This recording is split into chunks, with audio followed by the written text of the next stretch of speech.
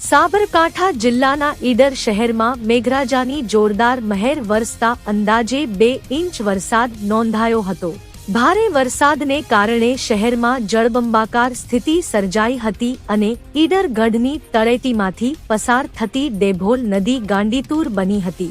નદીના જોરદાર પ્રવાહમાં એક કાર તણાઈ જવાની ઘટના પણ સામે આવી હતી। શહેરના અનેક વિસ્તારોમાં પાણી ભરાઈ જતા જનજીવન પ્રભાવિત બન્યું હતું।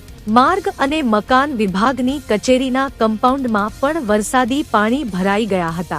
ભારે વરસાદને કારણે નીચાણવાળા વિસ્તારોમાં લોકો મુશ્કેલીમાં મુકાયા હતા। હવામાન વિભાગ દ્વારા સાબરકાંઠા જિલ્લામાં ભારે વરસાદની આગાહી કરવામાં આવી છે। તેને ધ્યાનમાં રાખીને તંત્ર દ્વારા નાગરિકોને નદી નાળા અને પાણીના પ્રવાહથી દૂર રહેવા તેમજ બિનજરૂરી રીતે બહાર ન નીકળવાની અપીલ કરવામાં આવી છે।